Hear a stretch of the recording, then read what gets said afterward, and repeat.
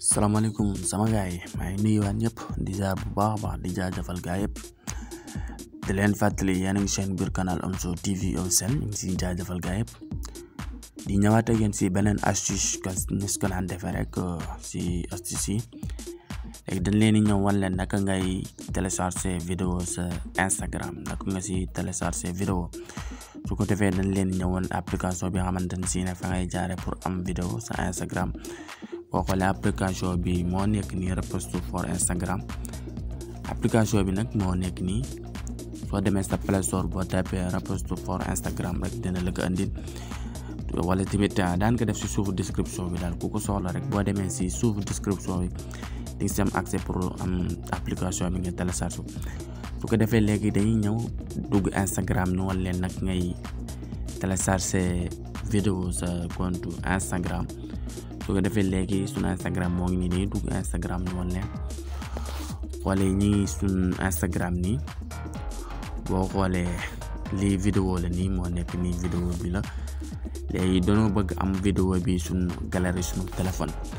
su ko defee léegi da ngay dugg fii si 3 tomb yi si kaw à droite nga duggee si 3 tomb yi à droite nga dugg soo cliquer si 3 tomb yi à droite automatiquement daf lay andil fii si 3e bi fii mu andil la wala mu andil la fii copier les liens nag vidéo bi leen bëgg am suñu galerie su ko defee yow da ngay def copier les liens bu bàyyi mu chargé mu ñëw léegi copier na lien bi quoi boo xoolee su copier lien bi automatiquement dañuy def partie ñu génn soo defee partie nag da ngay ñëw sa application moo xool suñu application moo nekk nii Repost for Instagram moo nekk nii léegi dañuy cliquer suñu application ñu dugg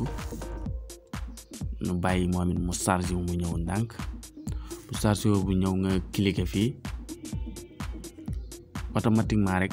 application bi xamante ne si vidéo bi nga xamante ne si copié woon nga lien day ñëw affiché fii nii si application bi automatiquement day copié rek ñëw affiché fii si application bi su ko defee nag léegi yow da ngaa bëgg am vidéo bi sa biir galerie su ko defee da ngay cliquer si kaw vidéo bi automatiquement nga cliquer si kaw vidéo bi nga bàyyi ba am chargé wu ba ñëw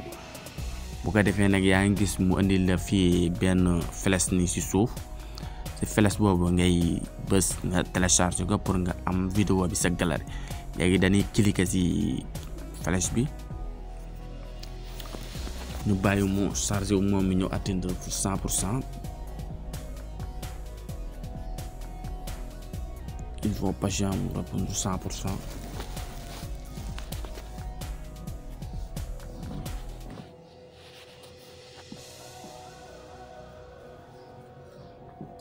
application bi daan ko def si suufu description bi ku ko bëgg rek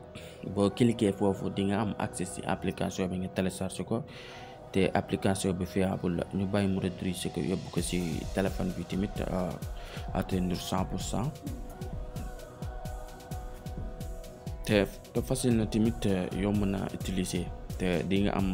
vidéo boo bëgg télécharge sa compte Instagram di nga ko mën a jaare fii nga am ko te c'est facile quoi. léegi il faut patient mu atteindre 100% mu rediriger ko si téléphone bi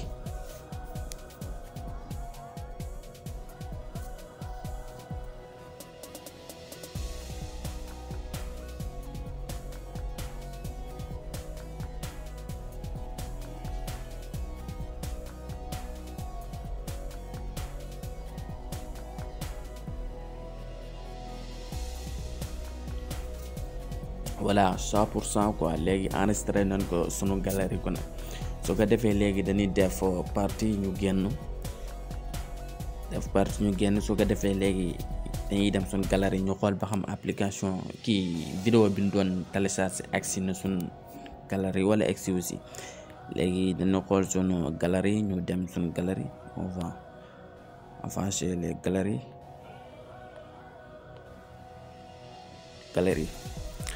léegi dugg nañ suñ galerie suñ duggee suñ galerie nga ñëw fi album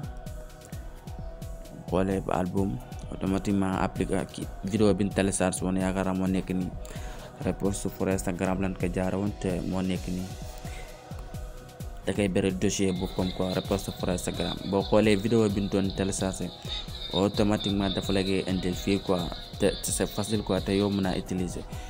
yaa naa loolu daal lan leen indiloon seen biir canal Omzo TV officiel di wax ne je pense astuce bi leer na di wax ne ngeen bu leen fàtte partage ak j'aimer vidéo yi ak abonné si laal cloche de notification bi pour ngeen di bañ di rater suñu yeneeni vidéo bye bye à la prochaine vidéo inshallah.